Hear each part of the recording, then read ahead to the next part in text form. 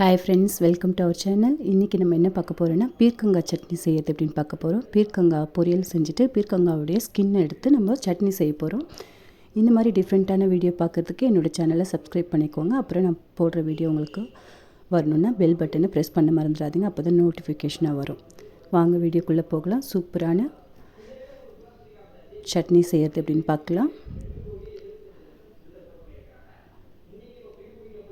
ஒரு கடாயில் ஒரு ஸ்பூன் எண்ணெய் சேர்த்துக்கோங்க. எண்ணெய் சேர்த்துட்டு எண்ணெய் நல்லா சூடானதும் 2 ஸ்பூன் உளுந்து சேர்த்துக்கோங்க. உளுந்து நல்லா பொன்னிறம் வர வரைக்கும் வறுத்து எடுத்துருங்க. நல்லா பொன்னிறம் வர வரைக்கும் வறுத்துருங்க. இது கூட ஒரு 4 வரமிளகாய் கிள்ளி சேர்த்துக்கோங்க. நல்லா லைட் ப்ரௌன் வர வரைக்கும் நீங்கள் உளுந்தை வறுத்துக்கோங்க.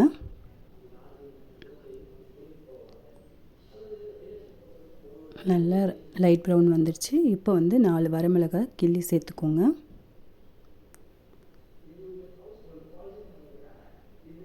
சேர்த்துட்டு நம்ம பீர்க்கங்காயோட தோல், அதாவது ஸ்கின், அதை நம்ம ரிமூவ் பண்ணிவிட்டு நல்லா வாஷ் பண்ணி கட் பண்ணி எடுத்துக்கோங்க. நான் அப்படியே சேர்த்துட்டேன்.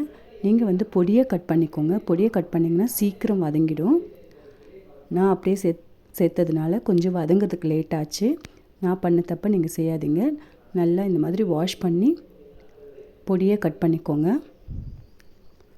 நான் அப்படியே சீவி எடுத்துட்டதுனால இது வதங்க கொஞ்சம் லேட் ஆச்சு. நீங்கள் பொடியை கட் பண்ணி சேர்த்திங்கன்னா சீக்கிரமாக வதங்கிடும். ஈஸி தாங்க, ரொம்ப ஈஸியான, ரொம்ப டேஸ்ட்டாக இருக்கும்.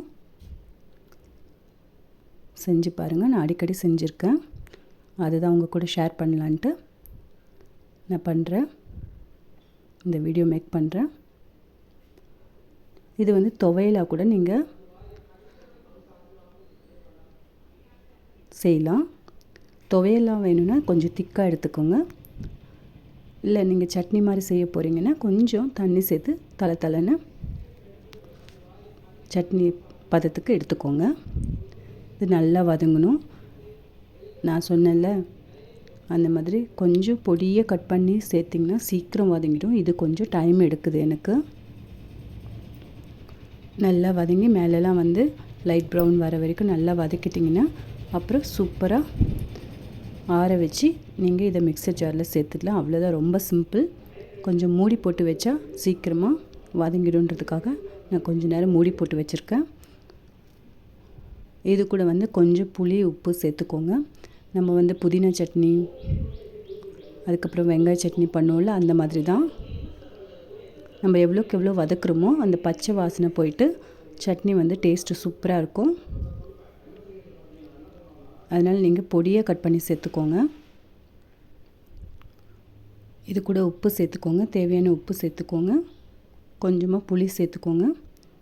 சேர்த்து நல்லா ஆற விட்டுட்டு மிக்சர் ஜாரில் அரைச்சி எடுத்துக்கோங்க. வாரம் ஃபுல்லாக ஒரே மாதிரி கடலை சட்னி, வேர்க்கடலை சட்னி, பொட்டுக்கடலை சட்னி, தக்காளி சட்னி இந்த மாதிரி செய்யாமல் டிஃப்ரெண்ட்டாக இந்த மாதிரி செஞ்சு கொடுங்க. இட்லி, தோசைக்கு சூப்பராக இருக்கும்.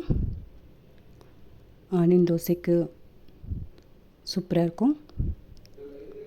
அப்புறம் கொஞ்சமாக தேங்காயும் சேர்த்து நல்லா வதக்கி விட்டுருங்க. வதக்கி விட்டு நல்லா கொஞ்ச நேரம் ஒரு 2 நிமிஷம் ஆற விட்டுருங்க. நல்லா வதங்கிடுச்சு. இப்போ ஆற விட்டு மிக்சர் ஜாரில் சேர்த்துருங்க.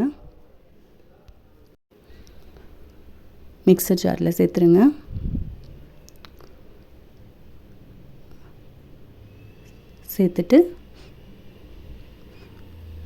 கொரப்பாக வேணும்னா அரைச்சிங்கன்னா அது துவையலுக்கு எடுத்துக்கோங்க. நல்லா திக்காக கொரப்பாக அரைச்சிங்கன்னா துவையலுக்கு எடுத்துக்கோங்க. துவையலும் இது சூப்பராக இருக்கும். கர்ட் ரைஸ்க்கு, லெமன் ரைஸ்க்கு, புளியோதரைக்கு இந்த மாதிரி நீங்கள் துவையல் செஞ்சிங்கன்னா சூப்பராக இருக்கும். இந்த கன்சிஸ்டன்சியில் எடுத்திங்கன்னா நீங்கள் துவையலுக்கு எடுத்துக்கோங்க. நான் கொஞ்சமாக துவையலுக்கு எடுத்திருக்கேன். சட்னி நிறைய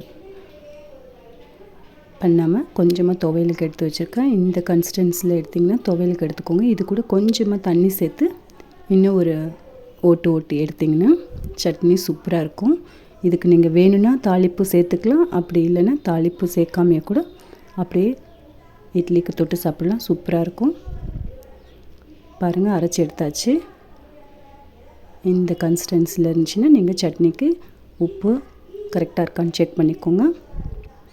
சூப்பரான இட்லி தோசைக்கு சட்னி ரெடி ஆகிடுச்சு. இந்த வீடியோ உங்களுக்கு பிடிச்சிருந்துன்னா என்னோடய சேனலை சப்ஸ்கிரைப் பண்ணிக்கோங்க. அதுக்கப்புறம் உங்கள் ஃப்ரெண்ட்ஸுங்களுக்கும் ஷேர் பண்ணுங்கள். அப்புறம் பெல் பட்டனை ப்ரெஸ் பண்ண மறந்துடாதீங்க. அப்போ தான் நான் போடுற வீடியோ உங்களுக்கு நோட்டிஃபிகேஷனாக வரும். தேங்க்யூ. நெக்ஸ்ட் வீடியோவில் பார்க்கலாம்.